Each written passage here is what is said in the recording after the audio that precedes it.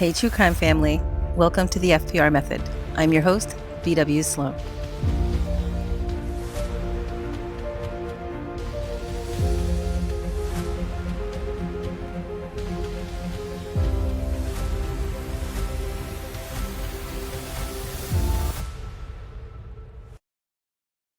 I want you to sit with a question for a second.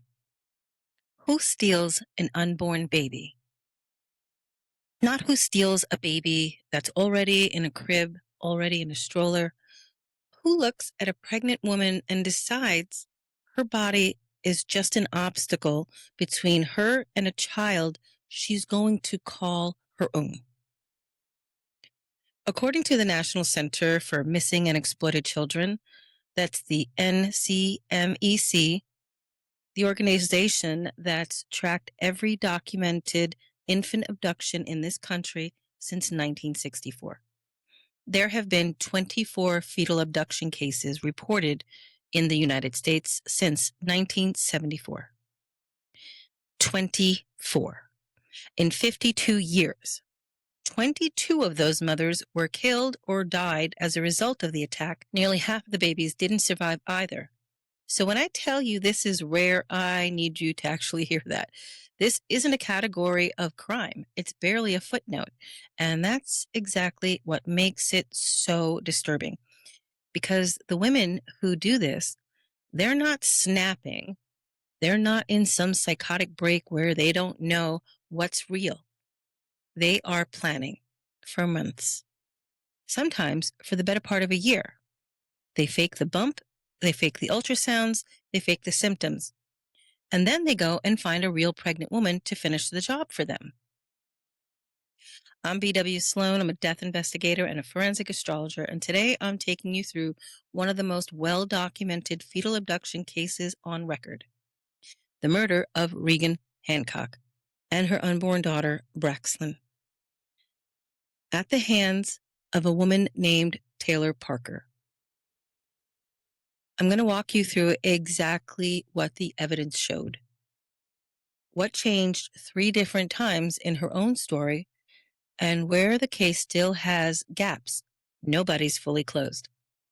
Then, once we've laid the facts out on the table, I'm going to pull her chart, because the timeline tells you what she did. The chart is going to tell you what was driving her to do it.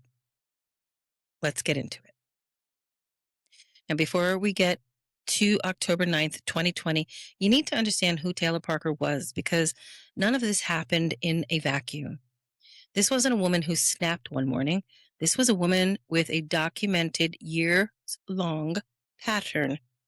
And once you see the pattern, the murder doesn't look like an aberration. It looks like an escalation. Taylor Parker was 29 years old, from Texas, with 2 kids from 2 different relationships. By her late 20s, she had already been through 1 divorce, then a second marriage that also ended in divorce in April of 2019.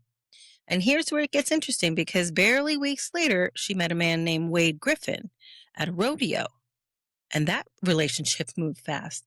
And almost immediately, she told him that she was pregnant and that she had lost the baby. So as this relationship deepened, Wade started learning things about Taylor that frankly should have ended things right there. She told him that she was set to inherit millions in oil and gas royalties. She told him her own mother had put a hit out on her. She told him that the Mexican cartel was involved and that there had been a shootout with the FBI and that it had all been kept quiet off the record. Now, I want you to actually picture hearing that from someone you're dating. Not "my family's complicated." A cartel hit. An FBI shootout nobody's ever heard of. And Wade let her move into his home for her own safety. This is what I want you to start tracking with me, because it's going to come up again and again.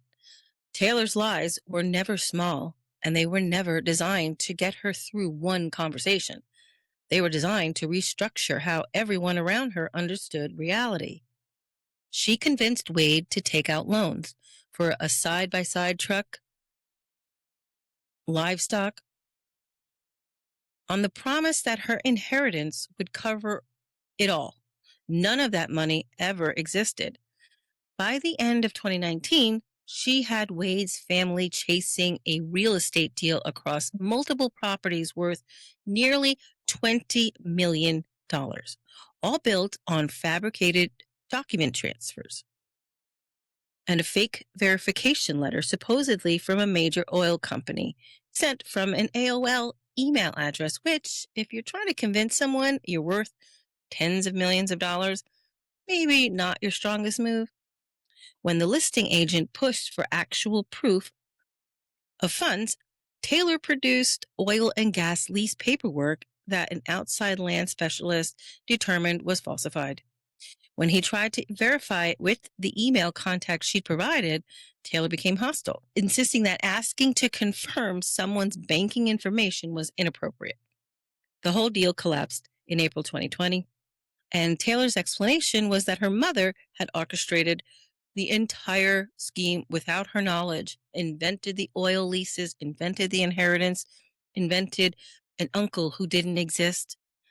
Around the same period, she bought Wade's mother, Connie, the exact car Connie had been wanting for years, a gesture that made Taylor look generous and trustworthy.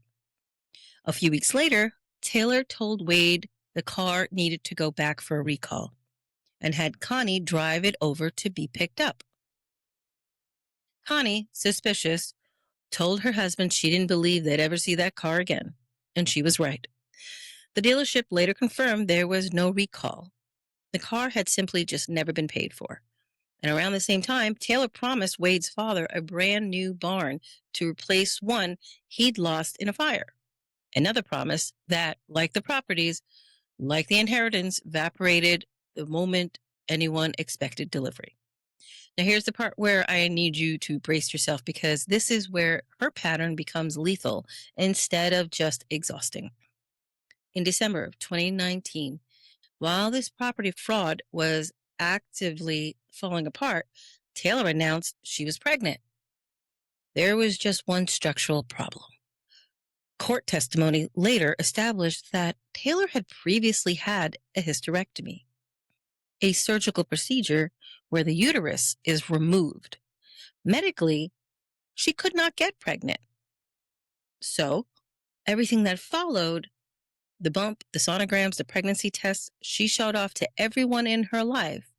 Every bit of it had to be manufactured in real time for 10 straight months. And she pulled it off with an unsettling level of organization.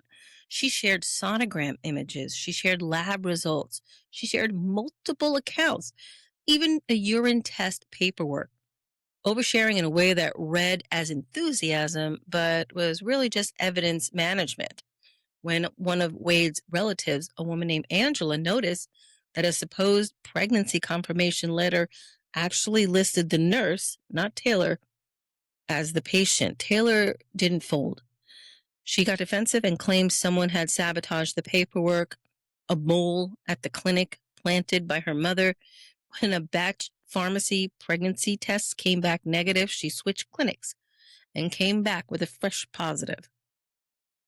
Around the same stretch, Angela received a long, disturbing email purportedly written by Taylor's own mother, disowning Taylor and claiming to have orchestrated her daughter's downfall from the shadows. I want to flag that one, clearly, the authorship of the email was disputed even at that time, and it reads far more like something written by Taylor herself to manage how people around her interpreted her unraveling lies. Authorities and family members treated it with real skepticism, and so should we. Wade's mother, Connie, never stopped being suspicious, and at one point, in front of Taylor, she told Wade flatly that Taylor wasn't pregnant, that she'd already had a hysterectomy. That accusation caused a real rupture in the family, and Wade, to his mother's visible frustration, sided with Taylor. I want to pause on something here because it's a detail that I think gets lost when people just call this case shocking. Taylor didn't only fool Wade, she fooled an entire support network, his parents, his extended family, her own friends, for the better part of a year. while simultaneously running a separate parallel fraud involving fake oil, money, and fake relatives. That's not someone improvising, that's executive function. That's organization. Whatever was happening with Taylor psychologically, it was not chaos, it was control. As her claimed due date approached and then passed in late September, the cracks accelerated.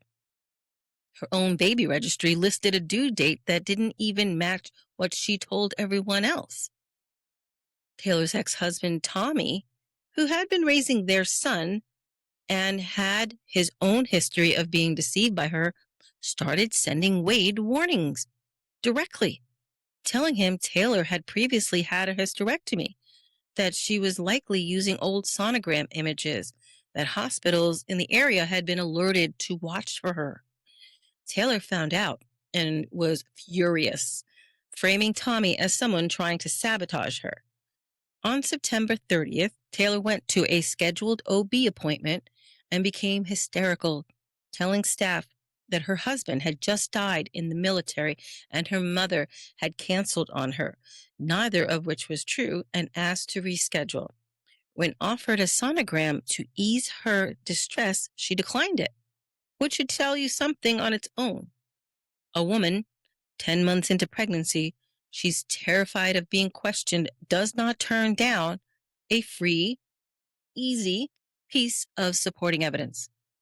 Staff later notes that she sat outside the clinic afterward for an extended period, watching other visibly pregnant women come and go. Then, in the first week of October, things sped up fast. On October 5th, a fire broke out at Wade's home, later ruled arson, deliberately set with a lighter, knocking out power and water. The same day, Taylor told Wade's mother that her induction had been canceled because of an actual verified bomb threat at the hospital, which had genuinely caused an evacuation of about 100 people.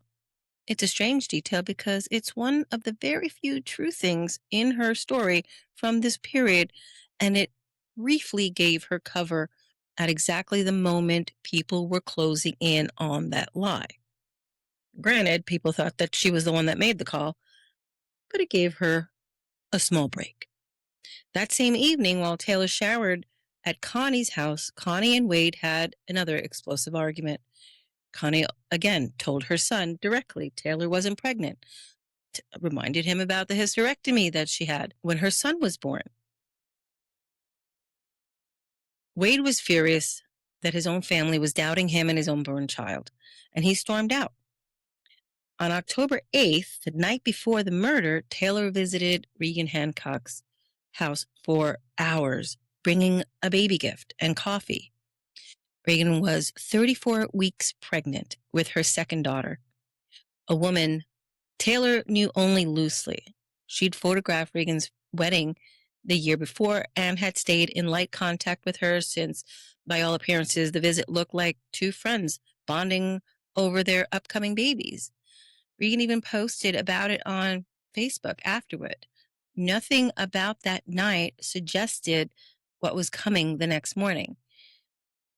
And one more thread, almost absurd next to everything else. But it matters for the timeline. That same week, Taylor had been trying to arrange the sale of a trailer load of around 150 hogs to a buyer in Oklahoma using text messages under Wade's name to a man who never actually agreed to the deal. It reads like a footnote, but it's the reason why Wade was hours away from home on the road with no idea what was unfolding back in Texas. On the exact morning his baby was supposed to arrive. That's where I want to pause before we walk through October 9th itself, because what happened that morning is going to be hard to sit through, and I wanted you to have the full shape of who Taylor Parker was before we get there. This wasn't a woman caught in a momentary panic.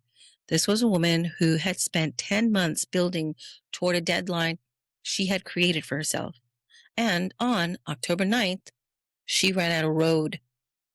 On the morning of October 9th, 2020, Taylor sent Wade out with a trailer full of 150 hogs to a buyer in Oklahoma.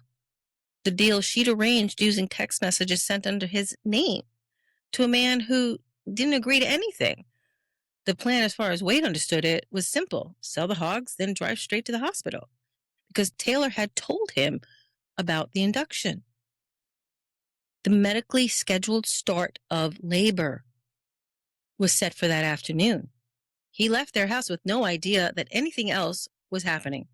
He drove nearly 4 hours to a ranch in Oklahoma, walked into a deal that the actual rancher had never agreed to, and spent the morning trying to talk his way into selling animals nobody wanted. While Wade was 4 hours away and out of contact, Taylor was setting the rest of the morning in motion. At 6:46 a.m., she stopped at a gas station and got $10 of fuel. She also stopped at McDonald's. Ordinary errands on the surface, except investigators would later establish that in the hours before this, starting around 4:28 that morning, Taylor had been watching YouTube videos about cesarean sections and about births at 35 weeks. 35 weeks is significant because that's exactly how far along Reagan Hancock was. This wasn't a woman driving to a hospital. This was a woman doing last-minute research on a procedure she was about to perform herself on someone else. At some point between 7:52 and 9:14 that morning, the window investigators were later able to establish through evidence at the scene and time-stamped communications, Taylor went to Reagan's house. What happened inside that house, we know in fragments, because the only living witness to it is the woman who did it. And her account changed more times than I can count. But here's what we know from the physical evidence, because the scene itself told its own story. Reagan was found with multiple stab wounds and deep incisions across her body. She had been cut open from hip to hip. Her hands showed extensive defensive wounds, bruising, lacerations across her palms and fingers, one finger dislocated, the other tip of another nearly severed. Those are the kind of injuries you get from someone fighting for their life with their bare hands against a blade. There was a bloody handprint on the refrigerator directly beneath the set of ultrasound photos. There was a child's bathing suit soaked in blood on the living room floor. A blood-soaked blanket nearby was later determined to contain amniotic fluid as well. Blood was found, smeared down a hallway wall in a pattern consistent with someone being shoved and sliding to the floor. And more blood had sprayed in a wide pattern nearby. Some of it had run down the wall, which tells you the force and the duration of what happened there wasn't quick. Reagan also had a distinct circular indentation on her forehead that matched the base of a mason jar from her own home. A jar from her wedding, monogrammed with the initials of her husband's last name, filled with colored sand. And inside the house, investigators found a single white Croc-style shoe that didn't belong to anyone who lived there. Around 8:30 that morning, Reagan's husband, Homer, started receiving strange text messages from her phone, things that didn't sound like her at all. He texted back that he loved her. She never responded. At 9:36, after a neighbor reported that the family's dog had gotten loose and the garage door was open, which was unusual, Homer started calling Reagan directly. He called again and again, and over the next 40 minutes, no answer. Meanwhile, about 35 minutes from Reagan's house, just after 9:30 a.m., a Texas state trooper pulled Taylor over for driving erratically.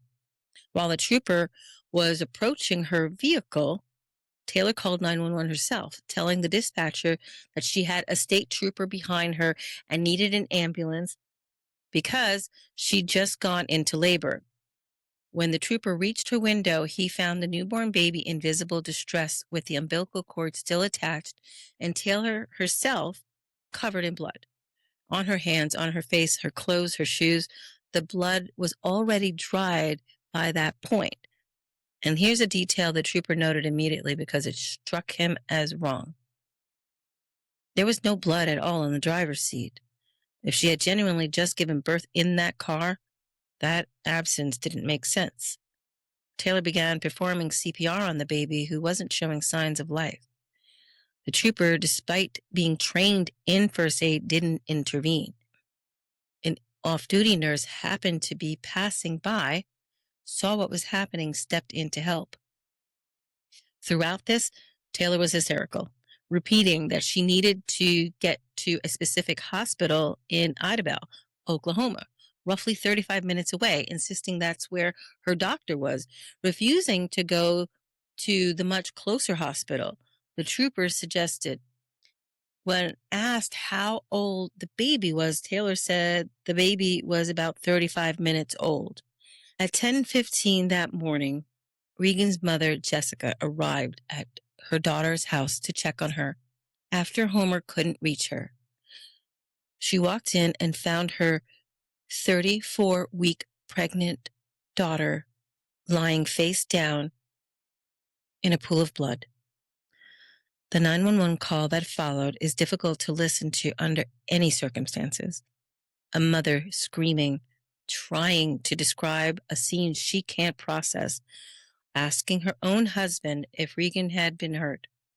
While in the background, Regan's 3-year-old daughter, Kinley, can be heard asking where her mommy is. Police arrived and turned Regan over. That's when they discovered her baby was missing entirely. Across town at the hospital, doctors were starting to piece together a very different but connected picture. Taylor had been adamant that she didn't want a physical exam, but staff insisted. Given the trauma of childbirth on a person's body, the exam results were unambiguous. Nothing about Taylor's body indicated she had recently given birth. Nothing at all. That finding is what connected the two scenes. A woman 35 minutes from a fresh, brutal murder scene covered in blood, in possession of a newborn baby she could not medically have delivered. Detectives went to confront her directly. In that hospital interview, you can hear the moment investigators stop dancing around it and just tell her plainly, "We know about your hysterectomy. We know you can't be pregnant. We now need to know where this baby came from." Taylor's answer was to repeat flatly that she hadn't killed anybody, without ever actually answering where the baby came from. When pressed on whether the woman in question had still been alive when she left her, Taylor said only that she hadn't been with her at all. But by that point, the timeline had already closed in around her. She could not have delivered that baby, and Reagan Hancock's baby was missing from a crime scene 35 minutes away.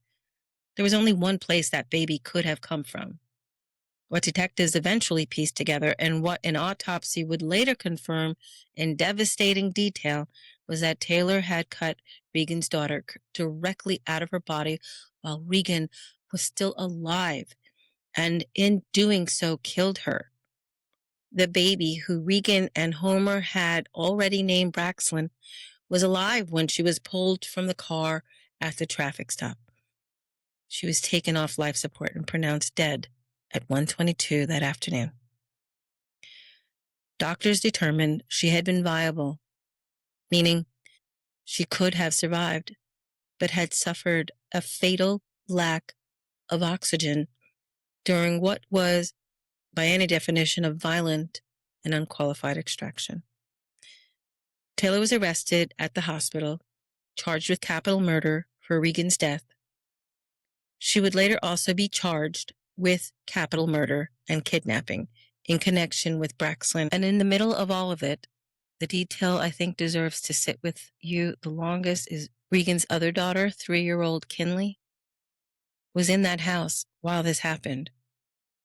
By Taylor's own account, she yelled at the little girl to go back to her room in the middle of the attack. Kinley was later found hiding under a blanket. I'm not going to pretend to know what a 3-year-old understood about what she heard that morning, but she was there, she survived it, and she has had to carry it. That's where the crime scene leaves us.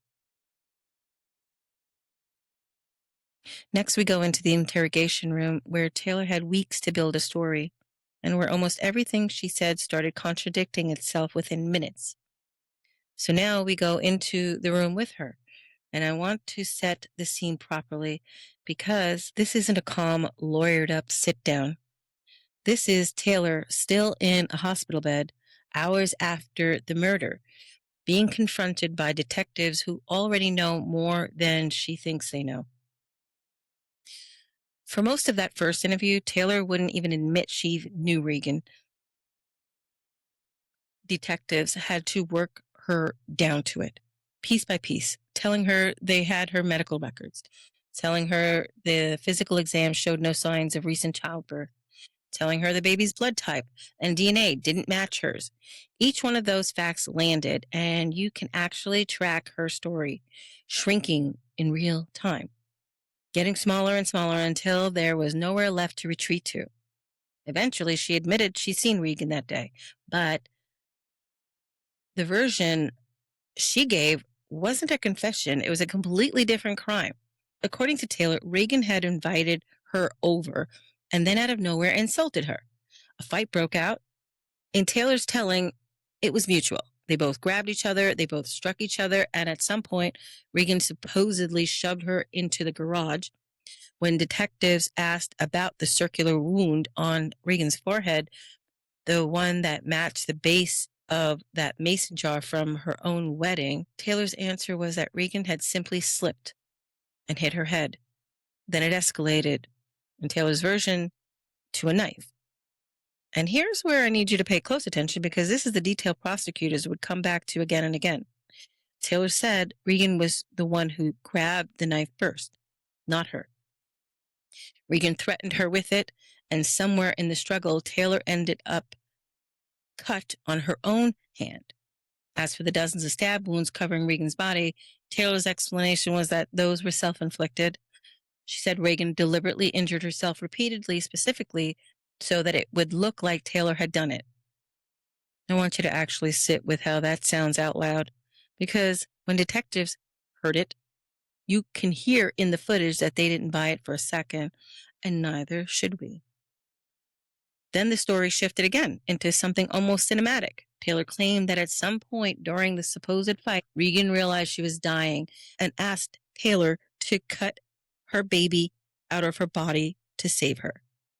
In this version, Taylor isn't an attacker anymore. She's a reluctant hero, pressed into an impossible decision by a dying woman's final request. Except the details underneath that story kept moving.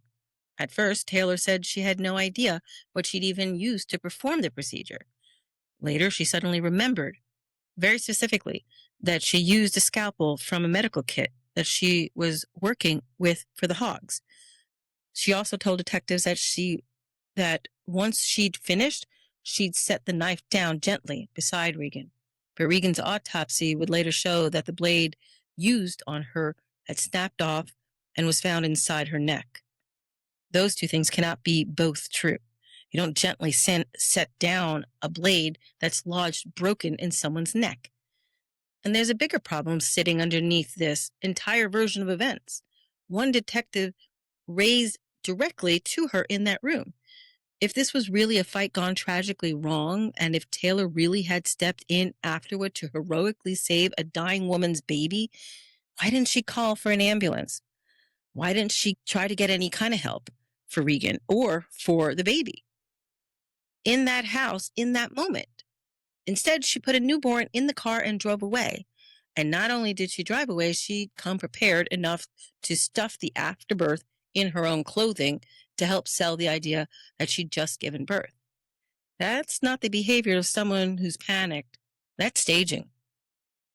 Detectives also pressed her on something that doesn't fit any version of an accident. Taylor told them Reagan had specifically asked her to take her, meaning the baby, repeating it more than once. So if you're trying to picture a woman who is bleeding out from a frenzied, chaotic attack, calmly and repeatedly instructing her attacker on how to deliver her child, I'd ask you to notice how much narrative work that detail is doing for Taylor. It reframes as kidnapping as a request. It reframes a murder as someone just following a dying woman's wishes. So let's lay out plainly what the evidence said instead. Regan's body showed extensive defensive wounds on her hands, cuts, bruises, a dislocated finger, a fingertip nearly severed. Those are not the marks of a woman calmly directing her own cesarean. Those are the marks of a woman fighting with everything she had against someone trying to overpower her. The blood spatter pattern in that house, climbing up the walls in some places, told investigators this wasn't a brief struggle. It went on. The broken scalpel embedded in her neck told them the gentle, careful extraction Taylor described never happened. And most damning of all, the medical examiner who later performed Braxton's autopsy found 2 of Regan's fingernails embedded in the placenta. And they had purple glitter on them, matching nail polish Regan had been wearing. In his professional opinion, that finding was consistent with Regan still being alive during a forceful extraction, physically holding on to the placenta in an instinctive, desperate attempt to keep her daughter inside her body. Braxton's cause of death was ultimately ruled a hemorrhage caused by a traumatic extraction, and her manner of death was ruled a homicide, meaning a death caused by another person, as opposed to an accident or natural cause. So if you're keeping score, Taylor's story required Regan to attack her unprovoked, stab herself multiple times to frame an innocent woman, request an emergency at-home C-section while bleeding out, and then somehow remain still enough for Taylor to gently complete a procedure with a knife that ended up snapped off inside her own neck. Meanwhile, the physical evidence showed a woman fighting for her life and her daughter's life until the very end. This is the moment in the case where I think the term we need to actually define is premeditation, because it's going to come up again, and we talk about her sentencing. Premeditation legally just means there was thought and planning involved before the act. Even if that planning happened quickly, it doesn't require months of plotting, though in Taylor's case, as we've already seen, there were months of plotting. What it requires is evidence that the person made a decision and prepared for it, rather than simply reacting in a single uncontrolled moment. The YouTube videos on cesarean sections at 4:28 in the morning, the research into 35-week births matching Regan's exact stage of pregnancy, the placenta stuffed into her own clothing before she ever got behind the wheel, none of that is consistent with an accident that spiraled. That's a woman executing a plan and managing the aftermath in real time. Taylor was formally charged with capital murder for Regan's death and capital murder along with kidnapping for Braxton's. She pleaded not guilty and was held on $5 million bail. The case wouldn't go to trial for another 2 years, and when it did, the courtroom would hear a version of Taylor Parker that made the lies we've already covered look almost restrained by comparison. Okay, so now we just spent the last half hour talking through the investigation exactly as detectives have experienced it. They started with a crime scene, gathered evidence, interviewed witnesses, and they slowly built a picture of what happened. What I'd like to do now is work in the opposite direction. Let's set the investigation aside for a few minutes and look only at the chart. The reason I do this is actually very simple. Once we know the facts of a case, it's easy to read those facts back into the symbolism. That's confirmation bias, and it's something every investigator has to guard against. I ask a different question. If this chart had landed on my desk without a name attached to it, without a story, what story would it tell? By the time detectives finished reconstructing this case, one theme kept resurfacing: deception. Nearly every major event depended on a lie surviving a little longer. What's remarkable is that the chart begins in exactly the same place. Before we encounter violence, before we see Mars or Pluto, Neptune appears almost immediately. In the FPR method, Neptune is the architecture of illusion. It's the symbolic signature of a reality built on fabrication. And that's where I'd begin my examination, not with homicide, with the lie. The first thing I notice is the chart doesn't open with aggression. If violence were driving the event, I'd expect Mars or Pluto to dominate the beginning of the story. Instead, the opening is surprisingly quiet and it's focused on identity. Section 1 begins with DNA. That immediately changes the way I approach the chart. DNA represents biological connection, bloodline, family, parentage. It's concerned with the question of who belongs to whom. When I find DNA leading the very first section, I don't immediately think homicide. I start asking whether the case revolves around lineage or biological identity. The next placement is Neptune. This is where the story begins to take shape. Within the FPR method, Neptune is rarely about simple confusion. It's the planet of illusion, fabrication, altered reality, and carefully constructed narratives. It represents the space where appearances replace truth. When Neptune follows DNA this closely, the biological story is no longer straightforward. Something about it has been distorted, and then we arrive at the moon. Now the symbolism narrows considerably. The moon governs motherhood, pregnancy, nurturing, and the bond between a mother and child. Up to this point, the chart hasn't described violence at all. Instead, it has quietly introduced a biological relationship placed inside an illusion, and then focused our attention directly on motherhood. Already, we're standing in the same place investigators eventually arrived after months of interviews and forensic analysis. This wasn't simply a murder, it was a crime built around a false maternal identity. The next placement is Jupiter. People often think of Jupiter as fortunate, but that's not how I approach it in a criminal investigation. Jupiter enlarges whatever it touches. It doesn't judge whether something is good or bad, it simply makes it bigger. Applied here, the deception doesn't remain a private fantasy, it grows. The fabricated pregnancy expands into fake sonograms, medical appointments, due dates, labor stories, and eventually an entire life that other people begin accepting as real. The illusion becomes so complete that family members, friends, and even medical professionals are pulled into it. And only after all of that do we finally arrive at Mars. That's important. Mars is the action, the confrontation, the physical event. In other words, violence doesn't begin the story, it ends it. Looking back, the investigation, that's exactly what happened. The homicide wasn't the origin of the crime, it was the final step in a deception that had been building for months. And by the time Reagan Hancock was attacked, the fantasy had become impossible to sustain, and reality was catching up. Section 1 tells the entire progression without mentioning a single name. It begins with biological identity. It introduces deception. It centers on motherhood. It allows the illusion to grow beyond control. And only then does it arrive at violence. That's an extraordinary amount of information contained in 5 placements. And we've only examined the opening section of the chart. Where was this deception coming from? The victim or the perpetrator? And that's where section 7 becomes powerful because we've already established what the chart is about. And once I've established the opening pattern, my attention naturally shifts to another question. Who's creating the deception? Within the FPR method, that's where I move to section 7 because this is the area that consistently describes the perpetrator's role in the event. The very first placement there is algol. I don't see algol in every criminal chart, but when it does appear this prominently, I pay attention.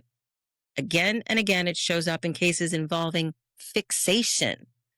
Situations where emotion overrides judgment and a person becomes consumed by a single objective. That alone wouldn't be enough to draw conclusions. Then Mercury appears, not once, twice.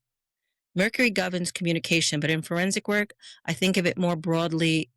It's every conversation, every explanation, every text message, every statement made to shape someone else's understanding of reality. Between those 2 Mercury placements sits Saturn. So Saturn slows things down. It plans, it commits, it endures. When Mercury and Saturn work together, I'm not looking at an impulsive lie. I'm looking at a narrative that's maintained over time, something that requires discipline to keep alive. Think about everything investigators have uncovered. The fabricated pregnancy wasn't invented over a weekend, it lasted for months. There were sonograms to produce, doctor's appointments to explain, changing due dates, hospital stories, and medical emergencies that never happened. Every time someone questioned the narrative, another explanation appeared to keep it moving. That's exactly the kind of sustained construction I'd expect from a strong Mercury Saturn combination. Then there's Venus. At first glance, Venus seemed almost out of place in a homicide chart. Most people associate it with relationships or affection. But in forensic work, I also associate Venus with feminine identity, appearance, and the role society expects women to occupy. Placed here, Venus changes the context entirely. The deception isn't centered on money. It isn't built around revenge. It isn't even driven primarily by anger. Instead, the symbolic emphasis returns to the same theme we saw in section 1: female identity, motherhood, the life someone wanted the world to believe she was living. Notice what's happening now without looking at a single police report. The chart has taken us from a fabricated biological identity to a perpetrator whose defining pattern is maintaining a long-term false narrative centered on a feminine role. That's remarkably close to the investigation. By the time the detectives interviewed family members, searched electronic devices, and reconstructed Taylor Parker's timeline, they found a woman who had spent nearly a year persuading everyone around her that she was about to become a mother. The chart doesn't tell us how she maintained that illusion. It simply tells us that the illusion became a part of who she was. And once an identity becomes more important than reality itself, every decision that follows begins serving the identity instead of the truth. And that realization changes the way I read the rest of the chart. So I think that the next stop that we're going to stop here is in section 12, because here is where we establish who is maintaining that deception. Now, you can ask, where is that deception operating? Section 12 answers that beautifully, because it represents what remains hidden until the investigation uncovers it. Once the perpetrator's pattern comes into focus, I always want to know what isn't immediately visible. Every investigation has two stories. There's the one story everyone sees, then there's the one detectives spend months uncovering. In the FPR method, that's exactly why I pay so much attention to section 12. This section governs what's concealed, the motives that stay below the surface, the conversations no one else hears, the plans taking shape long before anyone realizes a crime is coming. The placements here are remarkable. Mercury opens up the section, then Mercury appears again. Between those two placements sits Pluto and Neptune. At this point, I stop looking at each symbol individually and begin reading them as a pattern. Mercury gives us communication, Pluto buries it. Neptune disguises it. The result is information that has been intentionally manipulated. That's very different from someone simply telling a lie. This is someone constructing an alternate reality and inviting everyone else to live inside it. So think back to the investigation. There were fabricated pregnancies, altered medical records, sonogram images, false inheritance claims, invented family conflicts, stories about the cartels, stories about the FBI. Even the 911 call became part of the performance. On the surface, each lie looked unrelated. From the chart's perspective, they're all expressions of the same underlying pattern. Neptune creates the illusion. Mercury gives it a voice. Pluto keeps it buried beneath the surface until something forces it into the open. And that's exactly what happened here. For months, the deception held together because every new question was answered with another story. Eventually, though, the chart reaches Pluto, and Pluto has a way of exposing whatever can no longer remain hidden. The traffic stop became that moment. Within minutes, the fantasy that had taken nearly a year to construct collapsed under the weight of the physical evidence. The medical examination couldn't support the pregnancy. The baby's DNA couldn't support the story. The crime scene couldn't support the explanation. One by one, every version of reality gave way to the truth. That's one of the reasons I find this chart so compelling. Section 12 doesn't simply describe deception, it describes deception that survives only until reality can no longer be controlled. And that's precisely what investigators documented. Not because the chart replaces the evidence, but because it preserves the same behavioral pattern evidence eventually revealed. I think now is the perfect time. We're going to head over to section 5 because now we are going to talk about where does the child enter the story. The answer is heartbreaking because the chart treats the child as central, not incidental. So by this point, a pattern has emerged. The opening of the chart revolves around a fabricated maternal identity. The perpetrator's section describes someone capable of sustaining that fiction over an extended period. The hidden section reveals an entire world built on carefully managed deception. So naturally, the next place we have to look at is the 5th section. And in the FPR method, this is the house of children. So when I first examined these placements, I remember thinking they felt unusually heavy. Chiron appears first. In mythology, Chiron is known as the wounded healer. In forensic work, I see it differently. Chiron identifies the place where the deepest wound is carried. Sometimes it's emotional, sometimes it's physical. Almost always, it's life-changing. Standing alone, Chiron simply tells me that the profound wound exists. And then Pluto enters the picture. Now the symbolism changes. Pluto rarely describes something temporary. It marks events that permanently alter the course of life. So once Pluto becomes involved, there is no returning to the way things were before. Mars follows immediately afterwards. And for the first time since section 1, force reappears. Not anger, not emotion, force. And finally, the sun. The sun is life itself, identity, the spark that gives a person existence. Read together, the sequence becomes difficult to ignore. A profound wound, an irreversible transformation, physical force, life itself. When investigators reconstructed the crime, they eventually realized something that changed the entire case. The child wasn't simply present. The child was the objective. Everything leading up to October 9th had been building toward that moment. The fabricated pregnancy only made sense if there was eventually going to be a baby. Without one, the illusion would collapse.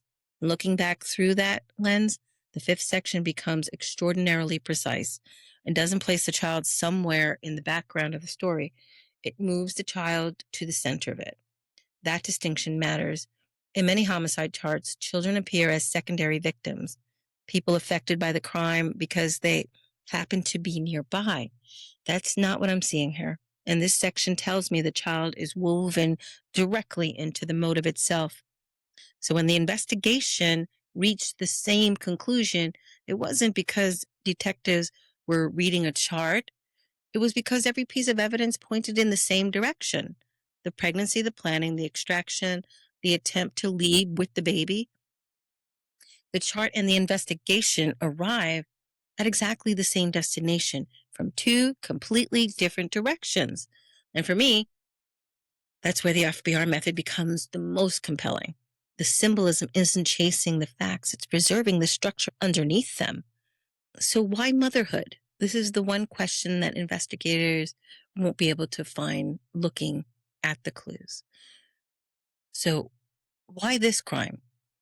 Why not another victim? Why not another lie? Why did the deception ultimately center on pregnancy and motherhood? And for that, we're going to turn to section 8. Within the FPR method, this section governs transformation, death, possession, inheritance, and shared bonds.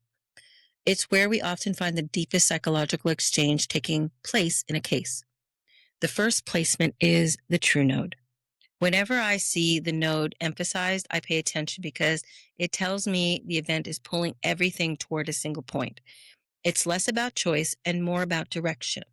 The story is moving somewhere where, whether the people involved realize it or not, immediately beside it sits the moon. We've already encountered the moon once, now it's back. That catches my attention. When a symbol repeats itself across multiple sections, I stop treating it as a coincidence The chart is insisting that I stay with the theme a little longer. So again, the moon brings us back to motherhood, to pregnancy, to the maternal bond. And as I continue through this section, Venus appears next, then Uranus, then the moon appears a second time. And finally, Pluto closes the sequence. Now take a step back and look at that pattern instead of the individual placements. Motherhood, female identity, motherhood again, transformation. It's almost as though the chart refuses to let us wander away from the central motive. Every road keeps leading back to the same place. And by the end of the investigation, detectives knew this wasn't simply an attack on Reagan Hancock. It was an attempt to occupy Reagan's place. Her pregnancy, her child, her future, her identity as a mother. That's a very different psychological picture than a robbery of a crime of opportunity. This wasn't about taking property. It was about taking a role, and that's exactly what I see reflected here. The repeated moon placements tells me motherhood isn't just part of the story, it's the axis of the entire story that it turns on. Venus reinforces feminine identity, but Uranus interrupts it. Uranus represents rupture, a sudden break, the moment an illusion collides with reality. Everything Taylor Parker had spent months constructing depended on one impossible outcome. The moment that illusion could no longer sustain itself, the chart shows disruption, followed immediately by Pluto. Now, transformation, irreversible change, investigators eventually reached the same conclusion through interviews, digital evidence, and forensic reconstruction. The chart reaches it symbolically. Different language, different methodology, the same behavioral pattern, but a lot quicker. Now we can solve cases in minutes using forensic astrology. That's what continues to surprise me about this case. The deeper we move into the chart, the less it resembles generic homicide. Instead, it keeps describing a woman attempting to cross a biological boundary that could never truly be crossed. You can steal someone's identity, you can steal their possessions, and you can even steal their future. But you cannot become the biological mother of another woman's child. The entire tragedy seems to unfold from that single impossible idea. And the chart never lets us forget it. One of the questions that I'm asked more than any other is whether the astrology can predict crime. The answer is no. Crime is a choice. People make choices. What the chart preserves isn't the decision. It preserves the pattern. And by the time the detectives finished the investigation, they had assembled thousands of pages of reports, forensic examinations, witnesses, interviews, phone records, surveillance, and DNA evidence. Every piece added another layer until the final picture came into focus. Today, we walk the opposite direction. We started with nothing but a chart. No names, no photographs, no timeline, no interrogation. And yet, we found the same deception, the same obsession with motherhood, the same struggle over biological identity, and the same child at the center of the motive. That's why I continue doing this work, not because the chart replaces evidence, because it reminds us that human behavior leaves more than one kind of fingerprint. Some are left at the crime scene, and others are written into the moment itself. I'm B.W. Sloane, and I want to thank you for joining me for this investigation. If you've ever been fascinated by criminal investigations or wondered what it would be like to examine a case yourself, I invite you to become part of the FPR community. Pick up a copy of my book, enroll in one of our courses, and join an incredible community of women who come together to analyze real cases using the FPR method. Whether you're here to learn, sharpen your investigative skills, or simply see these cases from an entirely new perspective, there's a place for you. Until next time, stay curious, keep asking questions, and remember, the truth leaves a pattern. Please be kind to yourself and to others, and please be kind in the comments. Thank you. CSI changed how we saw crime. Forensic pattern recognition changes how we solve it. Learn how to identify suspect-victim dynamics, detect timeline distortions, flag inconsistencies in case data, and reconstruct a crime scene as if you were there when it happened. A system once used to track planetary motion has evolved into a modern investigative tool that exposes hidden patterns in criminal behavior known as the FPR Method. The Forensic Pattern Recognition Program is designed for analysts, researchers, law enforcement, private investigators, and truth seekers searching for real answers. Train in as little as 6 months, self-paced online. The future of CSI is here. Apply now at fprmethod.com and step into the future of forensic investigation.